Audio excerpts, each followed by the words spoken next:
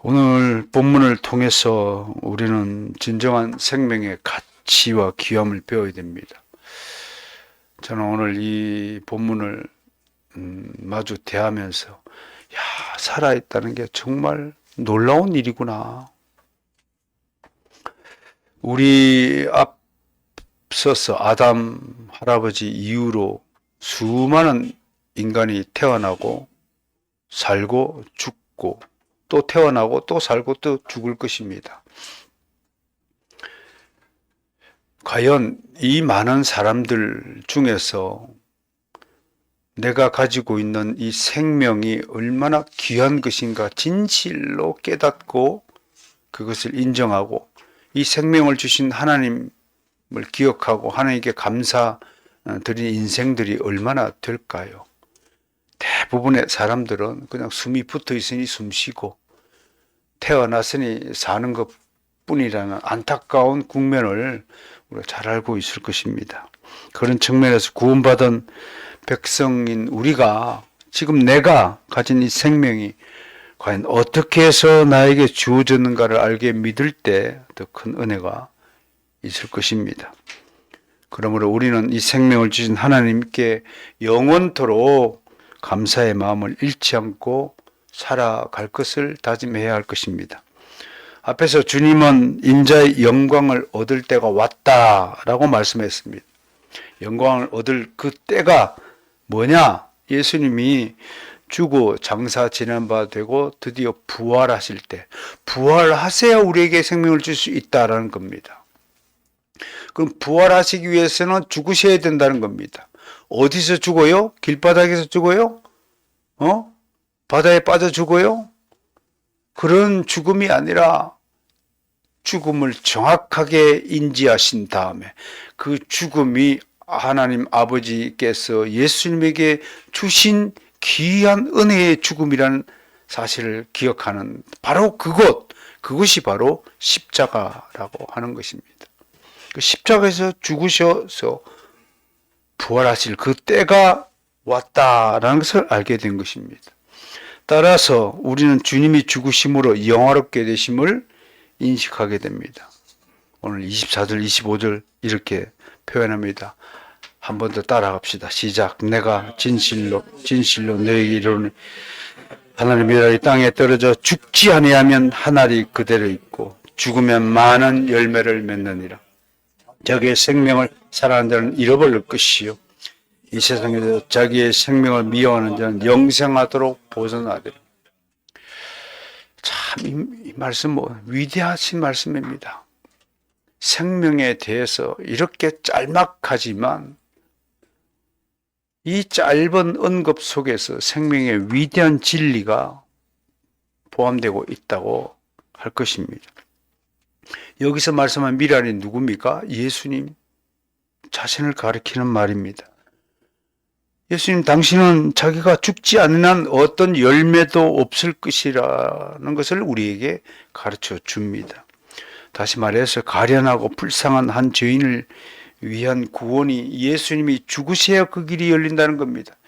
예수님이 십자가에 달려 죽으셨기 때문에 오늘 우리가 여기에 구원받은 백성으로서 주일날 하나님께 나와 예배하는 것입니다.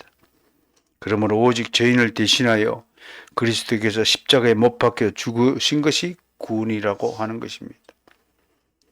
구원이 뭐라고요? 십자가의 죽으심이 곧 구원이에요. 근데 역사에서 이것을 잘못 가르치는 자들이 부지기수였습니다. 구원은 우리의 노력으로 얻을 수 있는 것이라고 오도한 세력들이 부지기수였다고 하는 것입니다. 로마 가톨릭이나 펠라기안 혹은 알미니안들은 인간의 선행과 공로 또한 구원을 이루는 길이라고 가르칩니다.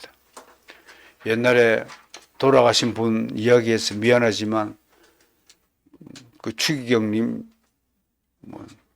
착한 일 하면 구원받습니다. 그렇게 가르쳤습니다. 여러분 착한 일 한다고 구원받는 게 절대로 아닙니다.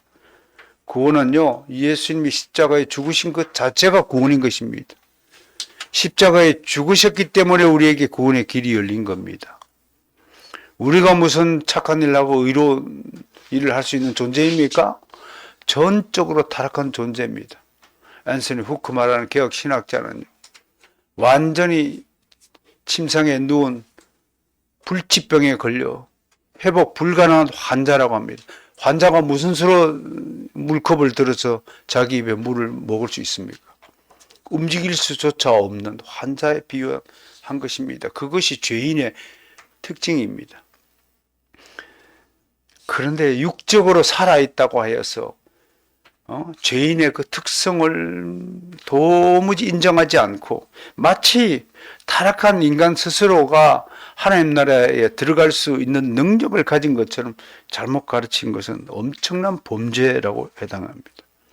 그러나 주님은 우리가 주님의 본을 따르고 그분이 산 것처럼 살아가려고 애쓴다면 이 세상에 행복을 얻고 세상에서 구원을 얻을 것이라고 말씀하지 않습니다. 모범 따라 살면 구원 얻습니까? 아닙니다. 그러려면 굳이 주님께서 십자가에 죽으실 하등의 이유가 없을 것입니다. 나를 따르라.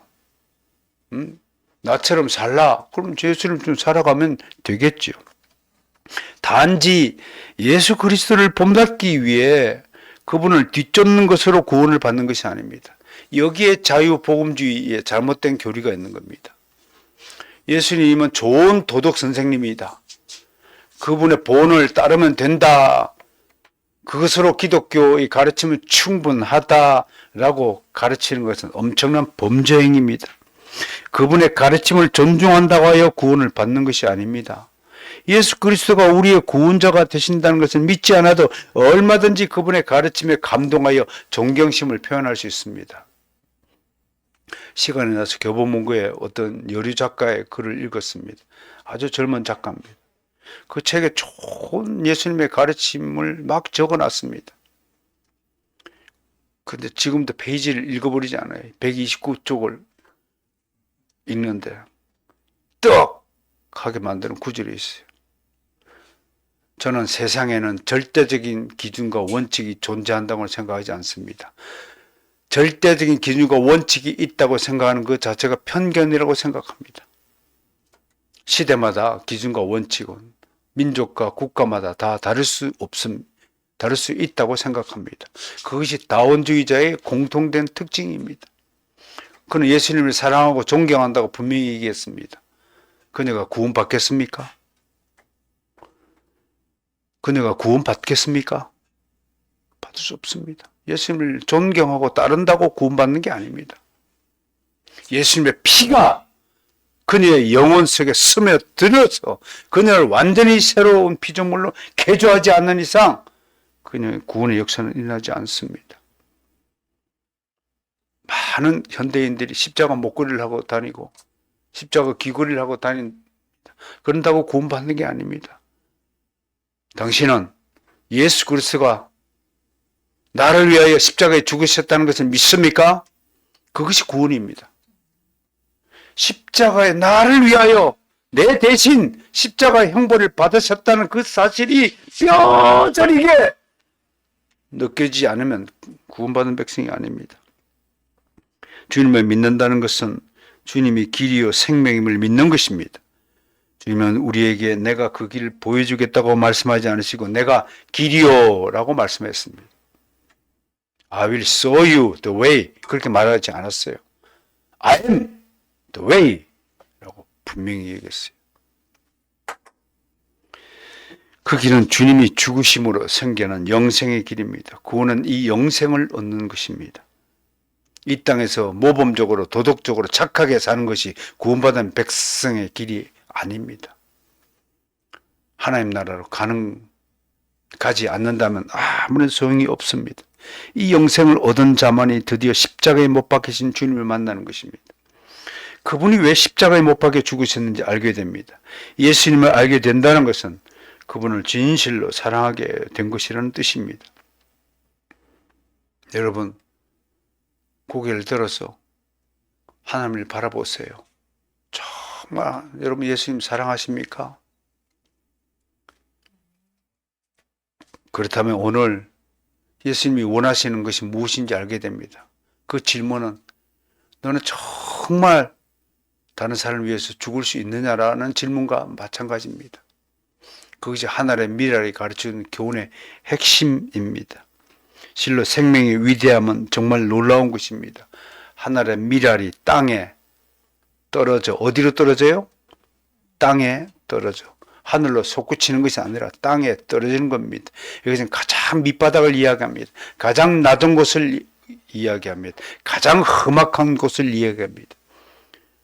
너는 하늘의 미랄이 되어서 땅에 떨어져 다른 사람을 위하여 하나님의 영광을 위하여 너의 유익을 굳지 말고 다른 이의 복락을 위하여 땅에 떨어지기만 합니까? 뭐라고요? 죽습니다. 죽을 수 있느냐라고 묻는 겁니다. 그런데 신기한 것은 죽으면 끝나는 것이 아니라는 것입니다. 여전히 그 안에 생명은 죽지 않고 살아있습니다. 껍질 생명, 겉의 생명, 육적인 생명은 죽지만 그 속에 표함은 영원한 영적인 생명, 주님께서 우리에게 주시는 영생이라는 생명은 절대로 죽지 않고 영원토록 살아있다는 것입니다. 예수 안에 있으면요. 이것이 생명의 위대한 비밀입니다. 나는 여러분들에게 간곡히 주문합니다. 제발 육적인 차원을 좀 벗어나세요. 제발 육적인 사랑을 좀 벗어나세요. 제발 그리스도의 사랑을 체험하시고 그걸 소지하십시오. 그래서 육적인 사랑과 육적인 한계를 좀 극복하며 살아가기를 원합니다.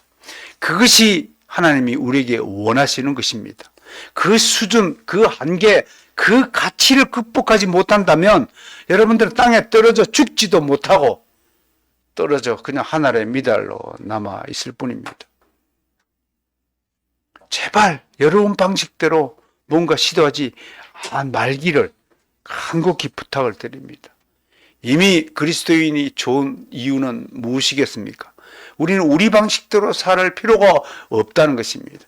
주님이 이미 모든 방식을 다 만들어 놓고 준비하고 그대로 살아가면 가장 큰 행복을 누린다고 이미 말씀하셨습니다. 자율주행차 자동차를 생각해 보았습니다. 참 저는 우리 하나님 너무 기막힌 은혜를 베푸셨다고 생각합니다. 지금까지 우리는 운전을 누가 했습니까? 내가 했습니다. 내가 하니까 딴 생각하다 보면 신호를 어기고 또 속도를 위반하고 그렇게 해서 딱지가 나오면 또 막 우리 딸이 막 그냥 뭐라고 정신을 어디다 놓고 다냐고 뭐라고 우리 마누라가 막 지저대고 그 왜 그런 일이 나느냐? 내 방식대로 운전해서 그래요. 여러분 좀 있으면 자율주행차의 은혜가 임할 줄 믿습니다. 주님께서 마련하시는 방식대로 살아보죠. 얼마나 편한 세상이 됩니까? 이제 부산 가고 광주 가고 걱정하지 마세요. 얘가 다예요. AI가. 그 AI는 누구를 위한 선물입니까? 두려워할 거 없어요. 하나님이 우리를 위하여 특히 택한 백성들을 위하여 주시는 선물입니다. 핸드폰 누구를 위한 선물이에요? 이건희 회장을 왜 태어나게 했을까 생각. 삼성을 왜 만들었을까? 나를 위해서 삼성을 만들었다고 생각해 보십시오. 그것이 하나님의 은혜의 방식입니다. 우리는 죽어도 죽지 않습니다. 믿습니까? 얼마나 위대한 생명의 능력입니까? 죽음을 거쳤는데 생명이 나옵니다. 하늘의 미랄이 땅에 떨어져 죽으면 끝나는 거예요. 그건 불신자들의 운명이에요. 근데 우리는 절대로 땅에 떨어져 죽는데 죽는 게 아닙니다.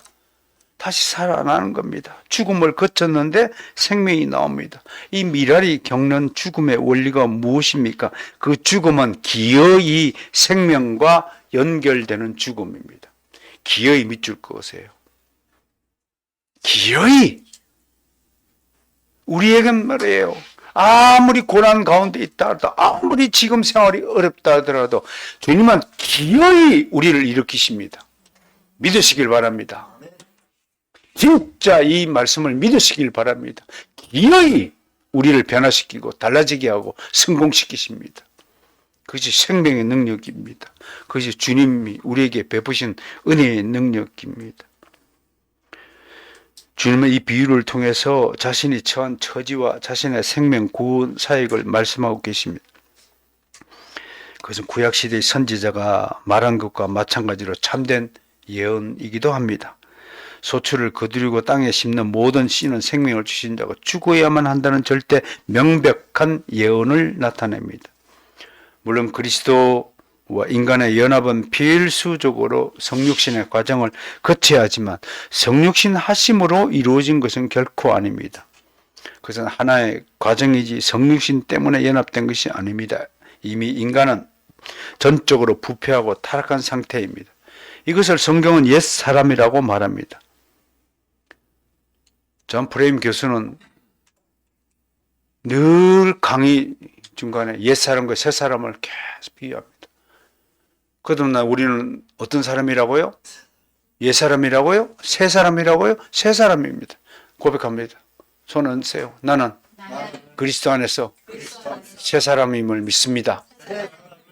새 사람은 새 사람답게 살겠습니다. 예, 이 고백을 늘 하고 살아야 돼요. 왜 우리가 새 사람이 되느냐? 옛 사람 안에는 이런 생명의 역사가 일어날 수 없어요. 근데 주님께서 우리가 새 사람이 되기 위해서 모든 조건을 다 구비해 주셨다는 겁니다. 둘째 사람으로 이 땅에 오신 새로운 사람은 옛 사람과 진정한 연합을 이룰 수 없기 때문에, 왜? 옛 사람은 어둠에 거하기 때문에 빛이 와서도 그 빛을 알지도 못하고 영접하지도 못합니다. 그 빛이고 생명임에도 사람들은 그걸 깨닫지 못합니다. 우리 이것을 이미 요한복음 1장에서 배운 바 있습니다. 함께 읽을까요? 그 안에 생명이 있었으니 이 생명은 사람들의 빛이라. 빛이 어둠에 빛이 돼 어둠이 깨닫지 못하리라. 야, 이 구절 읽으면서요. 그런데 우리는 어째서 빛을 깨닫게 되었을까요? 그것이 바로 택한 백성들에게 준 하나님의 은혜라는 사실을 믿으시길 바랍니다. 그러므로 생명께서 단순히 그냥 옛사람은 우리에게 생명을 줄 수 없다는 것입니다. 그래서 이 미랄의 비유를 통해서 자신이 죽으셔야 이 생명을 우리에게 주어서 우리로 하여금 새 사람을 만들 수 있다는 것입니다. 그 원리를 제가 설명한 겁니다. 자, 자세히 보세요. 죄인의 죄값을 치르지 않고는 죄인들의 생명을 줄 수 있어요? 없습니다. 그러므로 주님은 인류의 죄값을 치르기 위해 죽음이라는 고난과 형벌을 직접 겪으셔야 했던 것입니다. 그 결과로서 생명은 새로운 사람들의 생명과 연합하는 것입니다. 옛사람이 가진 생명은 완전히 썩고 낡고 부패한 것입니다. 그것과 주님의 생명이 연합될 수 있습니까? 썩은 두부에 순두부를 넣어서 끓이면 그 썩은 두부가 새로운 순두부국이 됩니까? 썩은 순두부국이 됩니까? 썩은 순두부국이 된 겁니다. 그래서 썩은 것을 새롭게 만들어서 섞어야 이게 새로운 생명이 된다는 논리를 지금 설명하고 있는 것입니다. 그리하여 이 연합으로 모든 죄인은 새로운 피조물이 되는 것입니다. 썩은 두부를 우리는 절대로 새로운 두부로 만들 능력이 없습니다. 그래서 주님이 직접 그 과정을 제조하여 만들어 주신다는 것을 이해하시면 더 쉬운 이해가 될 것 같습니다. 다시 말해서 주님은 우리에게 생명을 주시기 위해 자신이 직접 죽으시는 과정을 겪었습니다. 그 결과 많은 생명의 열매가 맺어서 그 열매들을 자기를 믿는 자에게 값없이 나누어 주게 되었습니다. 그런데 이 영원한 생명을 위해서 죄인이 해야 할 일은 무엇입니까? 주님께서는 이제 하나의 미랄이 되어서 땅에 떨어져 죽으셨습니다. 그렇다면 죄인인 우리가 해야 될 일은 무엇이냐? 그게 25절이 뭐예요? 자기 생명을 이어한다라고 표현합니다. 왜냐하면 죄인이 가진 생명은 영생의 생명이 아니라 썩은 생명이기 때문입니다. 부패하고 타락하고 욕정과 탐심에 찌든 생명입니다. 이게 썩은 생명입니다. 이것을 미워하고 버려야 주님이 새 생명이 주어진다는 것입니다. 이사 올 때 또 어떤 전에 살던 사람은 그 이상한 우리 풍조가 있어요. 어질러 놓고 가야 복을 받는다고 그래가지고 잘 어질러 놓고 가요. 나는 세상에 그런 엉터리 논리가 어디 있습니까? 깨끗하게 청소를 해놓고 가요. 뒷사람이 와서 깨끗하게 할 텐데. 여러분 생각해 보세요. 더러운 쓰레기가 넘치면 쓰레기를 치우고 새로 이삿짐을 들여놓습니까? 그냥 갖다 들여놓습니까? 물론 게으른 사람은 그냥 갖다 놓을 수도 있어요. 꼭 같지 않습니까? 주님이 우리에게 새로운 생명을 주시기 위해서는 썩은 생명을 갖다 내어버려야 새 생명을 줄 수 있지 않겠습니까? 이게 자기 생명을 미워하는 겁니다. 두 가지 명제가 있어요. 자기 생명을 미워할 때 그럼 자살하는 얘기입니까? 이렇게 극단적인 또 돌머리가 또 있을까봐 하는 거예요. 항상 두 명제가 상반된 두 명제가 우리 양손에 쥐어 있어요. 하나는 자기를 사랑하는 겁니다. 하나는 자기를 미워하는 겁니다. 이게 완전히 반대되는 겁니다. 왜 사랑해야 됩니까? 나에게 준 생명을 누가 주셨어요? 하나님이 주셨어요. 근데 내가 관리를 잘못해갖고 썩게 만드는 거예요. 그래서 미워하는 거예요. 이게 두 상반된 생명의 원리, 나한테 동시에 지금 주어졌다는 것을 이해하시기 바랍니다. 아더 핑커는요, 무엇보다도 자기 생명을 미워하라는 말씀은 제자들을 위한 경고의 말씀이라고 해설하고 있어요. 왜 그런가 살펴봅시다. 제자들은 주님이 가시는 길에서 사람들이 승리의 종려나무 가지를 흔드는 것을 보았습니다. 와, 호산나! 왕이요, 이스라엘 왕이 나타났다. 이런 데 속지 말라는 겁니다. 이게 경고라는 겁니다. 그런데 그들은 그 배반자들로 둘러싸인 그를 보아야 합니다. 좀 있다가 한 3, 4일 뒤에 예수님이 배신자들 사이에 둘러싸인 모습을 보게 된다는 것입니다. 사람들이 외치는 호산나의 소리의 반향이 아직도 그들의 귓전에 맴돌고 있습니다. 그러나 불과 나흘이 지난 후에 제자들은 바로 그 사람들이 예수를 못 박으라고 외치는 소리를 들어야만 합니다. 이 소리에는 당연히 주님의 제자들도 죽이라는 요구가 포함될 것입니다. 이렇듯 제자들도 당연히 주님의 고난에 동참하는 것입니다. 그러나 이 사실들 때문에 그들의 마음이 변하게 되어서는 안 됩니다. 제자들은 주님이 그렇게 하신 것처럼 자기 생명을 소중하게 여기서는 안 됩니다. 기꺼이 자기 생명을 미워하라는 것은 기꺼이 주님을 위해서 목숨을 버릴 수 있는 준비를 하라는 말씀과 같은 것입니다. 주님의 죽으심에는 또 하나의 귀한 원리가 내포되어 있습니다. 실상 자연인과 하나님 사이는 아무런 연결고리가 없습니다. 그러나 예수 그리스도 안에 하나님과 완전한 일체를 이루는 생명이 있었습니다. 그런데 주님은 자신이 구해야 하는 사람들의 상태로 인해 자신의 생명을 포기해야 했습니다. 여기서 우리에게 선언하는 하나의 원리가 있는데 그것은 바로 누구든지 이 세상에서 자기의 생명을 사랑하는 자는 반드시 그것을 잃을 것입니다. 썩은 음식을 계속 먹겠다고 고집하는 것과 같은 원리라는 것입니다. 그래서 앞서 24절과 25절 핵심 단어는 죽으심과 생명입니다. 하늘의 미랄이 죽어야 살아서 많은 열매를 맺는 것입니다. 이것이 진정한 생명의 능력이자 법칙입니다. 그런데 이 생명의 능력을 법칙을 소유한 자의 특징은 무엇입니까? 그것이 26절입니다. 그것은 바로 뭐라고요? 섬김입니다. 하나님 나라는 섬기는 자들의 것입니다. 오늘 주님은 이것을 증언하십니다. 누구든지 주님을 섬기는 자가 첫째, 주님과 함께 거기에 있을 것이다. 거기가 어딜까요? 영원 천국입니다. 두 번째, 주님을 섬기는 자는 아버지 하나님께서 그들을 영예롭게 할 것이다. 반드시 보상할 것이다. 라고 약속합니다. 아더 핑크는 이것을 본가지에 달린 하늘의 미라는 저마다 반드시 자연의 법칙에 따라 그것을 낳아준 어미 밀고개의 모범을 따라야 하듯이 그의 백성도 그가 가신 자취대로를 따라가도록 각오해야 한다라고 흥미롭게 묘사합니다. 그러나 저는 오늘 섬김에 대해서 나름대로 여러분에게 몇 가지 소개할 것입니다. 섬김에는 반드시 고통이 따른다는 것을 27절에서 아시기에 주님은 내 마음이 괴롭다라고 토로합니다. 주님의 섬김은 십자가를 지시는 것이 최고의 섬김입니다. 십자가에서 죽으신 일이 어찌 편안하겠습니까? 그래서 우리는 26절과 27절 통해서 세 가지 섬김의 원리를 알 수 있다고 여러분에게 말하고 싶습니다. 첫 번째, 주님의 섬김에 모범을 따르는 일인 것입니다. 모범이란 본받을 만한 가치를 말합니다. 아무나 따르는 것은 섬김이 아닙니다. 부하들이 조폭 두목을 따르는 것은 맹종이지 섬김이 아닙니다.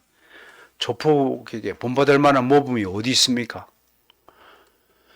왜 십자가를 본받지 않고 맨날 문신을 본받아갖고 온 몸에다가 문신을 잔뜩 그리고 있는지, 그런 것들이 본받을 만한 모범이라고 따라갑니까? 그것이 뭐가 본받을 만한 것이 당체 이해할 수 없습니다. 주님만이 우리 인생의 모범입니다.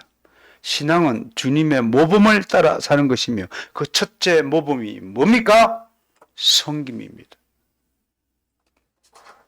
이 섬김을 죽음이라고 생각해 보십시오. 희생이라고 한번 번역해 보시길 바랍니다. 주님은 스스로 나는 죄인을 섬기려 왔다고 말씀하셨습니다. 그러므로 그리스도인의 타자를 섬기는 자가 되어야 합니다. 세상에서 섬기는 자가 주님을 따르는 자입니다.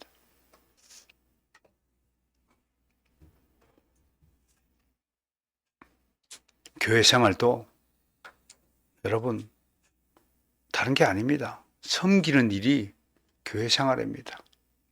내일 내일 따로따로 구분하고 여기까지는 네 일이고 여기까지는 내 일이다라고 생각하는 사람은 아직도 섬김의 그 원리, 그 차원을 습득하지 못한 사람이라고 해도 과언이 아닐 것입니다. 교회 생활은요, 그냥 내가 기뻐서 섬기는 일이 되어야 합니다. 누가 시켜서 한 일이 아니라, 그보다도요, 무엇보다도 내가 하고 싶은, 내가 섬기는 일을 하는 사람은 섬김이 아닙니다. 남들이 하기 싫어하는 일을 자처해서 그걸 진짜 기뻐서 내가 해야 한다면 그건 진짜 섬김이라고 말하는 것입니다. 어떤 시골 교회는 화장실 청소는 담임 목사가 한대요. 그래서 장로가 민망해서 목사님 제가 할게요. 내가 하기 전에 당신이 해야지. 지금 와서 내가 하고 있는데 내가 할게요. 그건 섬김이 아니다. 그 위대한 게 있어요. 아니 담임 목사 하기 전에 장로가 먼저 가서 해야지. 담임 목사 하는 걸 보고 좀 민망해서 미안해서 한다. 그 섬김이 아니라는 거예요. 여러분 잘 기억하셔야 됩니다. 교회의 사역은요, 섬김입니다. 남들이 하기 싫어하는 거를 진짜 내가 기뻐서 내가 스스로 우리 교회가 담당하지 못할 일들 각자 하고 있지 않습니까? 우리가 잘하고 있어요. 여러분 현관이 주일마다 깨끗하죠? 예, 어떤 분의 섬김이 결과로 저는 그럴 줄로 믿습니다. 섬김 모범을 따르는 거다. 두 번째요. 그런 섬김에는 반드시 하나님의 보상이 있습니다. 이게 우리의 기쁨이에요. 아니 돈으로 보상한다 그런 것이 아니에요. 하나님의 보상이 뭔가를 한번 살펴보세요.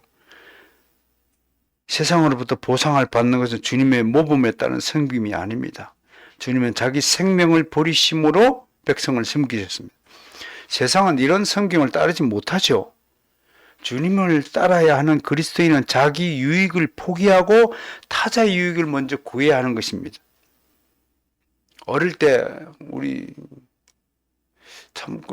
둘째 형님 특징이 지금도 발견이 돼요. 뭐 선물이 오면 자기 것은 입맛에 포켓 딱 해놓고 먼저 챙겨놓고 남은 건 이제 공동의 걸 먼저 막 먹어요. 음식도. 그게 우리예요, 우리.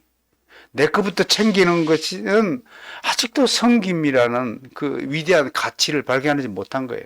아직도 자기 욕심을 버리지 못한 상태예요. 아직도 그건 굉장히 미숙한 어린아이에 불과한 거예요. 오늘 대게를 먹는 날입니다. 대게. 나는요, 제가 여러분들 앞에 고백할 수 있는 거, 그거 어떤 분이 저 먹으라고 주신 거예요. 박스에 최더함이라고 되어 있어요. 바로 된 기억이 아니에요. 근데 나는 내 입에 들어가는 것보다도 여러분들 입에 들어가는 것이 훨씬 더 기쁩니다. 아니, 이게 솔직한 고백이에요. 봉사님도 그렇지요? 예, 그렇습니다. 그게 목자의 마음이라서 그래요. 무엇이든지 여러분과 함께 하기를 원하는 거예요. 그게 이미요. 이미 하나님이 주신 은혜에 높은 가치 이루어진 것이 아닌가. 여러분들도 그러리라고 믿습니다만. 아무튼 진짜 섬김, 이런 마음 자체가 하나님의 보상이라는 거예요. 하나 더 여러분들을 위해서 다 베풀어도 아깝지 않은 그 마음 자체가 하나님의 보상이다. 따라서 합시다. 아깝지 않은 마음 자체가 하나님의 보상이다. 예, 그 마음이 여러분에게 이루어지기를 축복합니다. 오른손이라는 것은 왼손이 모르게 하라는 가르침의 뜻이 여기에 있는 거예요. 세상의 보상과 하나님의 보상은 완전히 차원이 다른 거예요. 그러니까 세 번째, 모든 섬기면은 뭐가 따를까요? 내가 하는 일을 남들이 못 알아줘? 그게 고통이에요. 그 고통이에요. 내가 했는데, 내가 교회에서 봉사했는데 목사님이 다른 사람이 봉사했다고 막 광고를 하는 거예요. 그러니까 속에 막 성질이 나는 게 내가 했는데 목사님이 다른 사람이 했다고. 이 마음 자체가 고통이라는 거예요. 이 고통의 한계를 뛰어넘지 못하면 하나님의 보상을 받지 못해요.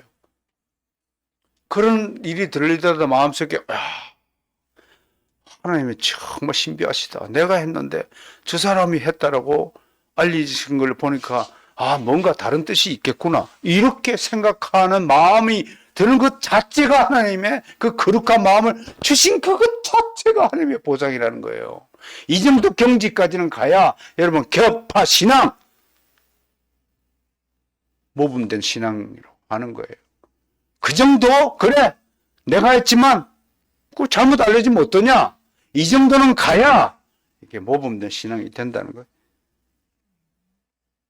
감당하기 어려운 고통 따위는 없어진다는 거예요. 고통 없는 섬김이 어디 있어요? 주님은 죄인들을 새로운 피조물로 만들기 위해 자신이 먼저 고통의 과정을 지나야 했습니다. 지금 주님은 이 고통의 출발점에 서 있습니다. 자, 우리 모두 주님의 입장이 되어 봅시다. 이제 좀 있으면 십자가 지로 가야 돼요. 우리 같으면 모르면 고통도 없지만 주님은 아십니다. 아시니까 고통이 크게 달하는 거예요. 주님도 인간이시기 때문에 죽음이라는 불안감과 두려움에 휩싸였습니다. 어떤 이는 주님은 하나님이시므로 그런 감정을 느끼지 못하실 것이다 라고 말하지만 그것은 주님의 인생을 도외시한 몰지각한 생각입니다.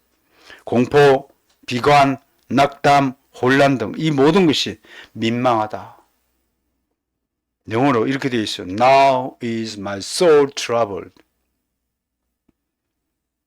내 영혼이 지금 심히 고통스럽다. 그렇게 옛날 성경은 민망하다. 요즘 성경은 심히 괴롭다라고 번역이 되어 있죠. 자, 오늘 본문 이후에 주님의 행보는 어디로 가십니까? 겟세마네 동산으로 가십니다. 미리 살펴봅시다. 왜 갔을까요?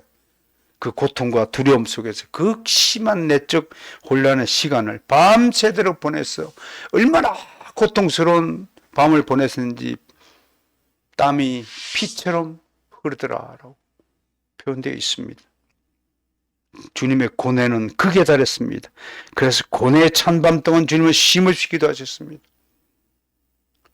목회자 되신 분들, 저뿐만 아니고 보목사님뿐만 아니고 이 땅에 사는 목회자들 이런 기도 밤새 눈물, 콧물 흘리면서 무릎이 다 까지도록 이런 기도 안 해본 사람 없을 것입니다. 왜? 그 순간이 가장 절대절명의 중요한 전환점이 될 것입니다. 정말 제가 이 길을 걸어가야 됩니까? 피눈물 흘리면서 기도하고 금식하고 하는 게 매달리던 그 때가 있었다는 것입니다. 저는 주님께서 아버지를 향해서 이 때를 면하게 해달라고 하는 이 절박한 심정의 기도를 저는 충분히 이해하고 100만 번을 이해하고도 남습니다. 이 지경에 서보십시오. 얼마나 마음이 간절한 줄 아십니까? 여러분, 사랑하는 부모가, 사랑하는 자식이 죽음 직전에 있다고 생각해 보십시오. 여러분, 하마스의 인질로 끌려간 어린 딸의 엄마, 아버지가 얼마나 울부짖는 그 모습을 뉴스를 통해서 보지 않으셨습니까? 그 절박함, 그건 주님이 이렇게 묻는 겁니다. 네 새끼를 위해서는 그렇게 울부짖으면서 너는 십자가 앞에 서 있는 나를 단 한 번이라도 그렇게 생각해 본 적이 있느냐라고 묻는 겁니다. 여러분, 정말 주님을 위해서 그런 절박하고 애탄 마음을 가져본 적이 있습니까? 그거 경험 없이요, 감히 사랑한다? I love Jesus Christ? 그 이빨린 소리일 수도 있다는 거 스스로 경고를 내리시고, 이때를 면하게 해달라고 하는 말을 함부로 가벼이 여기서는 절대로 아니 되겠다는 말씀을 드리는 겁니다. 그럼에도 주님은 곧장 정신을 차리고 자신이 이때에 온 것임 바로 이것 때문임을 고백하고 결심을 내립니다. 주님의 고통은 죄인에 대한 새로운 삶의 신호탄입니다. 주님이 죄짐을 지시고 극한 고통 속에 가심으로 우리는 평화를 얻게 되었습니다. 이것이 바로 주님이 당하신 고통의 값이자 은혜의 선물입니다. 주님은 인류가 지은 죄의 대가를 몸소 치르기 위해 이 땅에 오셨습니다. 마지막 희생제물이자 완전한 희생제물로서 이 땅에 보내심을 받으셨습니다. 주님은 죄의 대가로서 자신의 죽음을 미리 내다보았습니다. 그것은 지극히 공포스럽고 아주 분명한 것이었습니다. 피하고 싶어도 피할 수 없는 숙명이었습니다. 그래서 주님은 그것을 순종하셨습니다. 그것만이 아버지께서 영광을 받으신 유일한 것이기 때문입니다. 주님은 아버지여 아버지 이름을 영광스럽게 하옵소서라고 28절에서 기도했습니다. 그러자 즉시 하나님의 응답이 나타났습니다. 내가 이미 영광스럽게 되었고 또다시 영광스럽게 되리라. 영광스럽게 되었고는 과거 시제로 썼고요, 영광스럽게 되리라는 미래 시제로 썼습니다. 하나님이 언제 영광을 받으신가를 논하도록 이끕니다. 하나님의 아들은 이미 나사로를 죽은 자 가운데서 살리실 때 영광을 받으셨다라고 말씀하셨습니다. 11장 40절 말씀이 있죠. 앞으로 예수를 죽은 자 가운데서 달리 살리실 때 다시 한번 영광을 받으실 것입니다. 사도 바울은 로마서 6장 4절에서 이렇게 고백했습니다. 함께 읽을까요? 그러므로 우리가 그의 죽으심과 합하여 세례를 받음으로 그와 함께 장사되었나. 이는 아버지의 영광으로 말미암아 그리스도를 죽은 자 가운데서 살리심과 같이 우리로 또한 새 생명 가운데서 행하시게 합니다. 특별히 29절은 하나님의 응답을 묘사합니다. 이것은 본성적인 인간은 하나님의 일을 이해할 수 없음을 뜻합니다.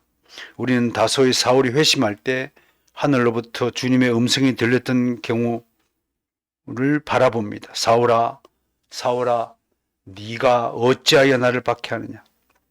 뒤에 바울은 이에 대해서 나와 함께 있던 사람들이 빛좀 보면서도 나에게 말씀하신 이의 소리는 듣지 못하였다고 증언합니다. 왜 그렇습니까? 주님은 앞서 이렇게 이미 말씀하셨습니다. 어찌하여 내 말을 깨닫지 못하느냐. 이는 내 말을 들을 줄 알지 못합니다. 불신자들은 아무리 주의 설교를 들어도 들을 수 있는 귀가 주어지지 않았습니다. 하나님의 음성을 들을 수 있는 은혜의 귀가 선물로 주어지지 않았기 때문에 뭔 소리 하는지 그냥 멍한 상태가 됩니다. 그러니 불신자들 앞에 가서 설교한다고 오만 떨지 않았으면 좋겠어요. 그들의 길은 닫혀 있습니다. 세상의 소리에는 굉장히 민감하게 반응합니다. 특히 돈 버는 소리에는 귀가 번쩍 뜨입니다. 그것이 세상 사람들의 귀의 특징입니다. 그런데 하나님의 진리의 말씀, 성경의 이야기를 들려주면 그냥 졸게 되어 있습니다. 주님의 음성은 택하신 자의 귀에만 들립니다. 그렇다고 이 말을 곧이곧대로 왜 내게는 들리지 않느냐고 의문을 가질 필요가 없습니다. 모든 그리스도인에게 하나님은 성경에 기록된 당신의 말씀으로 이미 음성을 주셨습니다. 아버지께서 하나님의 아들에게 들을 수 있게 말씀하신 것은 3번이었습니다. 세례 받으실 때, 그 다음에 변화산에서, 거룩한 산 변화산에서, 그 다음 오늘 29절에서 가까워진 그리스도의 죽음을 놓고 영광을 논하고 있습니다. 신학자들은 첫 번째 세례 받으실 때의 음성은 선지자적 직무를 주기 위함이요.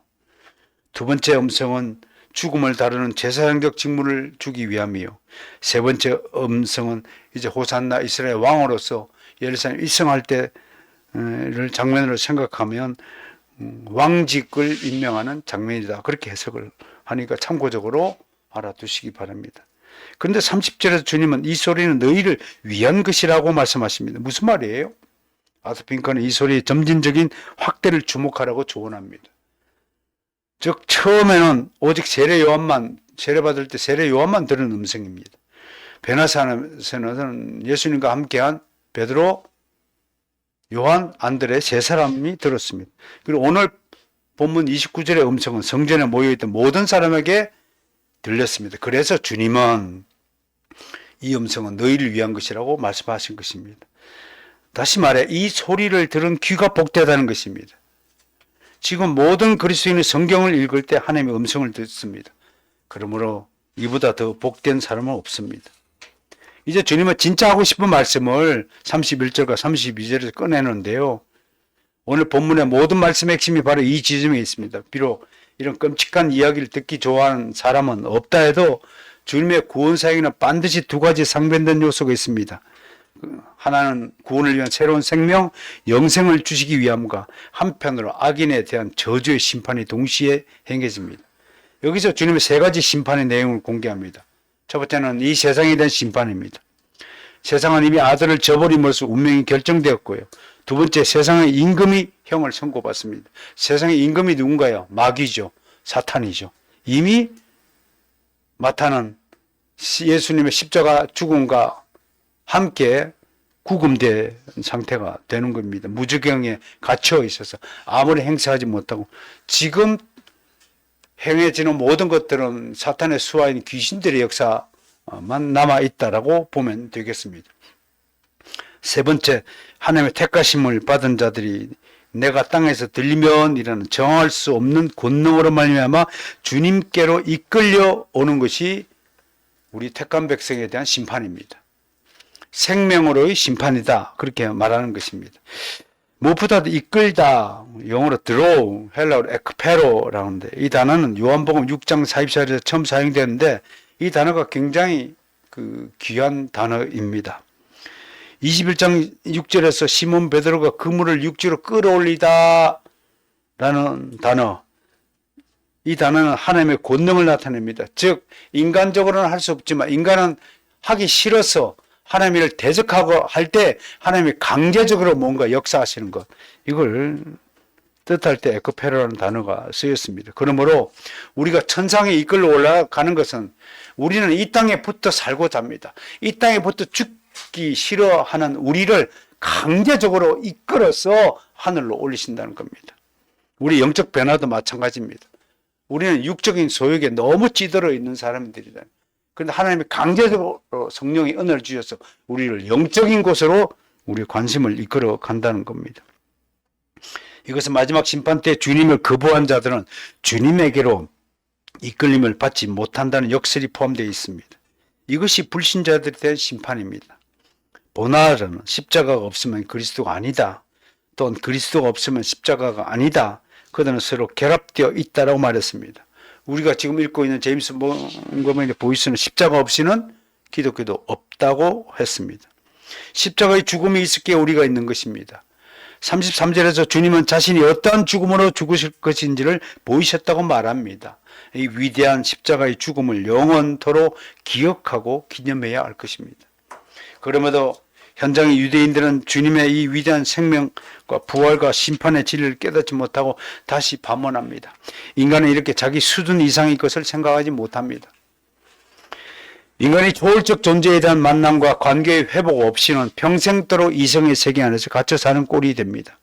동굴 속에 평생을 지난 사람은 전 세계가 동굴뿐이라고 믿습니다.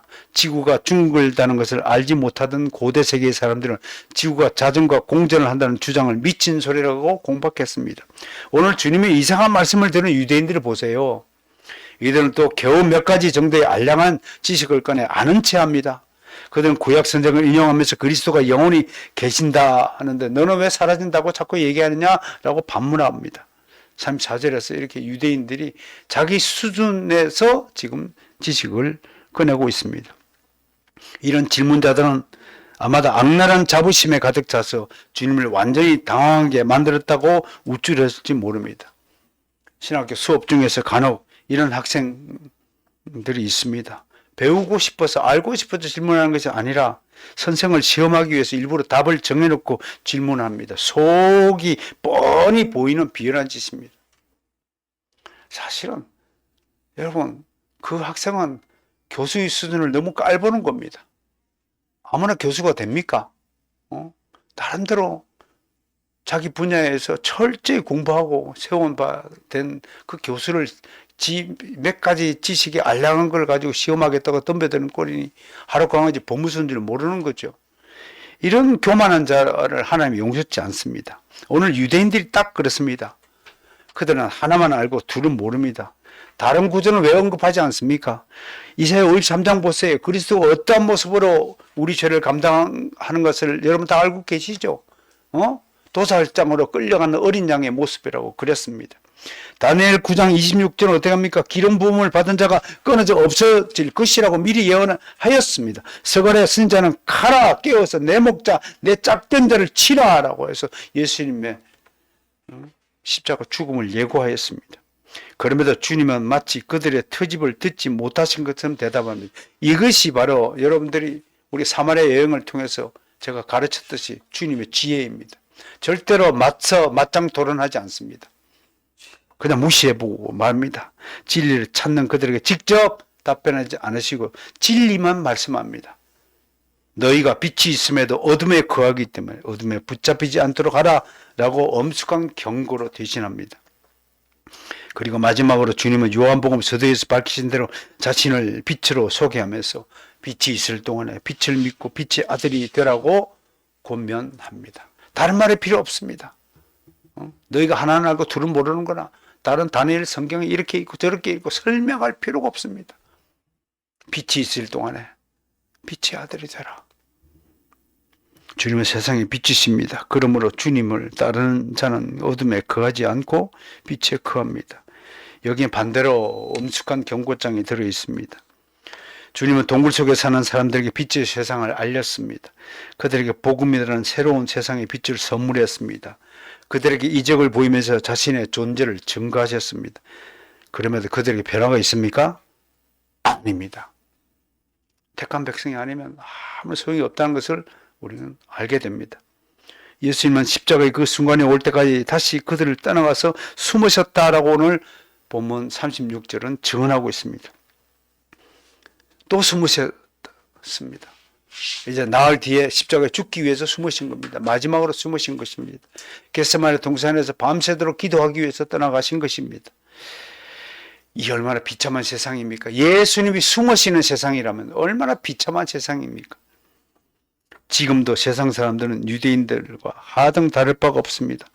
밤마다 모든 교회의 십자가 불빛이 비추어지지만 어느새 화려한 상가와 술집과 빌딩과 가로등과 자동차 불빛에 가려져 겨우 명맥을 유지할 뿐입니다. 과연 주님은 무엇을 바라보고 계실까요? 이들이 하나님과 예수님과 그 십자가와 복음을 거부하는 이유가 뭘까요? 전 두 가지 이유가 있다고 봅니다. 첫 번째, 이들은 하나님의 심판이 얼마나 무서운가를 무시하고 모르는 무지한 자들 때문에 그렇습니다.